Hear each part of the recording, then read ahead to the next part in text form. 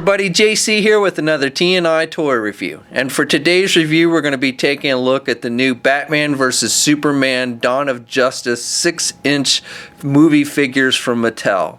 Now, these are the basic figures that Mattel's doing for the Dawn of Justice movie, not to be mistaken with the 6-inch Multiverse figures. In the past, we would usually get a line of 6-inch figures and then maybe a line of 3 1/4 inch, but now we're getting actually two different lines of 6-inch figures, a more high-end, more expensive line, which is what the Multiverse figures that we looked at a week or so ago, and then these more basic figures. So these figures come on card backs. They're pretty generic card backs with the same images of Batman and Superman in the corner, and you've got the Batman vs. Superman logo, and then the figures displayed. And today we're going to look at the Shield Class Superman, which is basically the basic Superman figure. There's a variant Superman in the line as well. Also, we're going to look at Wonder Woman, Aquaman, our first movie Aquaman figure to be released, Grapple Blast Batman, which again is the basic Batman figure, and then the Battle Armor Batman figure. There's another variant Batman figure that's released in this line as well. But we're going to be looking at these 5 figures today for this review. Okay, and for the back of the packaging, again, pretty much standardized look for all of them. You've got the individual figure images for each one, and each figure looks like it's standing on a rooftop while it's raining, and then off to the side you have a look at the other figures in the line. So there's a total of 7 figures in this line, at least released so far, and today we're going to be looking at 5 of them. Okay, so let's get these open and take a look at what's inside. So here's a look at the figures outside of the packaging. So as you can tell, these are very basic figures, very minimal sculpting detail. Articulation is pretty minimal, though they do have more articulation than, say, Hasbro's Star Wars basic line of figures. These have 9 points of articulation as opposed to the 5 points that Hasbro Star Wars figures have. So they do have a little more articulation. This is a line obviously geared much more for kids, in fact, specifically for kids. This really isn't meant to be an adult collector line. Okay, so we'll go through each of these real quick. So as I mentioned before, Superman comes with a shield, and it's kind of corny. I don't know why Superman needs a shield, but yeah, he does come with one. I guess they couldn't think of anything else to give him. It's just gold plastic. It does have the Superman symbol sculpted on the front, and it's just got these little clips so you can put it on either side, either arm. And so even though he's the Man of Steel, he's got this shield. So anyway, now these figures, the capes on these figures are very old school with this kind of vinyl material. I haven't seen this in a long time. In fact, I don't think I've seen this since the old Star Wars Kenner figures. But it's this kind of vinyl paper material. And so it does, you know, if it gets wrinkly in the packaging, it does show the wrinkles a whole lot. I would have preferred either plastic or soft goods over this kind of vinyl material. Paint applications on the figure, very basic, just blue for most of the costume, and then the dark maroon on the boots. You've got a lighter red color on the shield and a gold metallic color on the back part of the shield. And you've got some texturing up here and throughout the costume, and you can see they've textured some muscles. You do have some sculpting here on his wrists, part of the costume. And the face sculpt, I mean, it's not, for this type of figure, it's not horrible. It's not great either. So here's a comparison. I didn't really consider these Movie Master figures to be that detailed, but definitely compared to these basic figures, the Movie Master figures are much more detailed with their look and paint applications and everything. Next up is Batman. Batman comes with this big giant grapple type gun. Looks more like a crossbow or something. It would have been cooler if it was smaller, but you know, it's rifle size, so definitely very big and very weird looking. And he can hold it in either hand. It's just a dark gray color, a little bit darker colors up here towards the front of the gun. And again, like I said, he can hold it in either hand. He's got that same kind of paper vinyl material for his cape, and again, you can see a lot of the wrinkles on the back of mine because it came out of the packaging that way. So I'm not a huge fan of that at all, as I said with Superman. I do like the texturing on the bat symbol on his chest. I like it there. He's also got the same texturing on his boots and gloves. I don't think it looks as good there. But I do like it on the bat symbol. He's got the bat utility belt, which is yellow, and it's got some pouches sculpted on it, which looks pretty good. And then the face sculpt on this figure, I think, actually looks pretty good. I actually kind of like the face sculpt on this figure than I do with their Multiverse Movie Master version.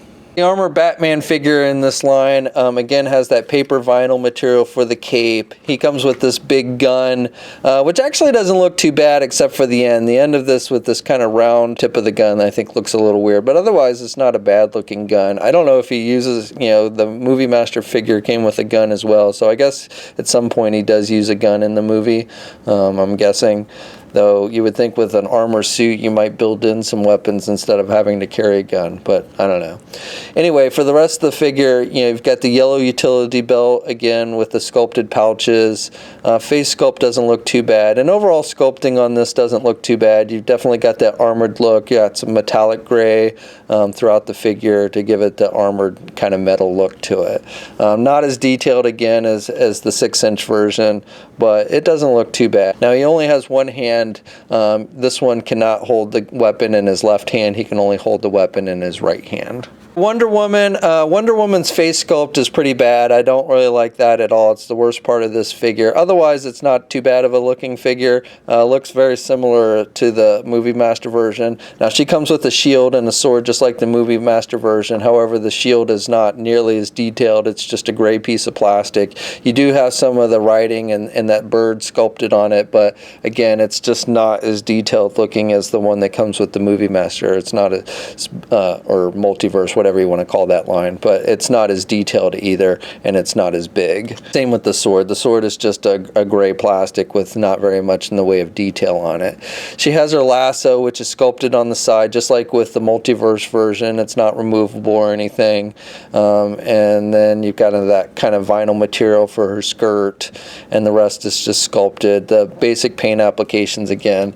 Like I said, these figures between the Multiverse one and the this basic one, other than I do think the face sculpt looks a little better than on the Multiverse one, and not to say it really looks like the Multiverse one doesn't really look like the actress, but it just looks better than this basic version. For Aquaman, so in a way this figure is kind of a spoiler. I mean, I think a lot of us who follow the news of the movie and everything know that Aquaman is going to be at least briefly in the movie, but we've not actually seen any official images, and he's not appeared in any of the trailers or TV spots as of yet. So this is really our first official look at the Aquaman character as he's going to appear in the DC cinematic universe.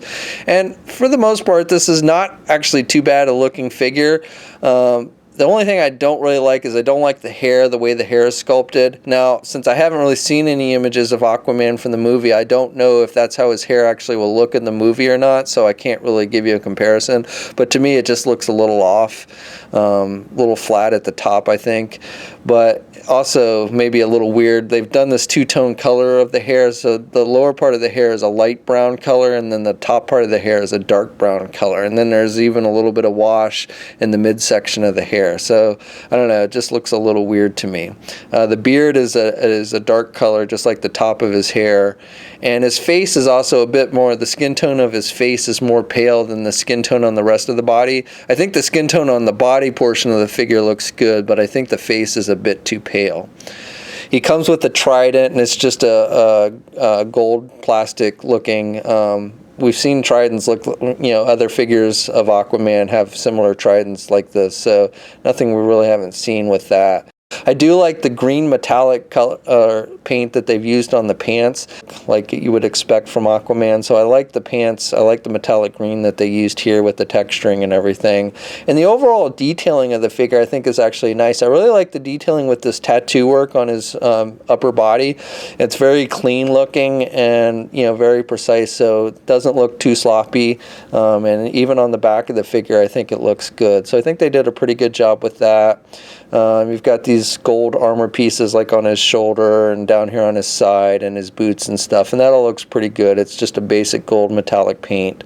So, like I said, even though this is a very basic figure, I think they've done a pretty good job with it. Okay, so these figures, the Aquaman, Wonder Woman, basic Batman, and basic Superman are all about the same height, and they all measure pretty close to about 6 inches in height. Then the Armor Batman figure is taller than the rest of them, and it measures a little bit over 6.5 inches. To give you a size comparison, comparison between the basic figures and the multiverse figures. Here's the multiverse Superman figure, and you can see it's taller than the basic Superman figure. This multiverse Superman figure is about the same height as the basic armored Batman figure, but then you can see the multiverse armored Batman figure is definitely taller than the basic armored Batman figure. So articulation on these figures is pretty much the same across the board. The only one that's a little different is the armored Batman has swivel wrists as opposed to swivels at the elbows, but all of them have 9 points of articulation, so you can look left and can look right. The head does not really have much in the way of up or down movement. You can just rotate the arms. You can't do the arms out at all. Single hinged elbows, so they can bend their elbows about that much. And then all of them but the armored Batman have swivels, but no swivel wrist. As I said, the armored Batman figure does have swivel wrists, but does not have swivels at the elbow. So no waist articulation, no rotation or anything. You can just do the legs forward, and you can do the legs, actually can't really do the legs back very much. That's about as far back as you can go. You've got single hinged knees, so they can bend their knees about that much, and then no ankle articulation at all on these. And then each figure has 2 peg holes on the bottom of their feet. Okay, so that's my view. Overall, I would have to say from an adult collector standpoint, these figures are definitely lacking in most departments. But from a perspective of these being for young kids, I think these are actually pretty cool figures. We get 9 points of articulation as opposed to, say, 5 points like we're seeing with a lot of other lines for younger kids. We've got, I would say the sculpting detail on these are pretty good, and paint applications, especially like with the Aquaman figure and stuff, I think are pretty good. So again, you know, from adult perspective, I would say either go with the multiverse or maybe even more high-end with Mafex or something along those lines if you really want something detailed. But from a kid's perspective, I think these are definitely fun figures. There's a Batmobile they've also released, which I'm going to look at later this week, so be sure to tune in for that. And we'll have a full gallery of images up at toynewseye.com for these figures, so also be sure to check that out. As always, leave a comment. Let us know what you think. If you're so inclined, please like the video, and if you haven't already, please subscribe. And until next time, I'll catch you later.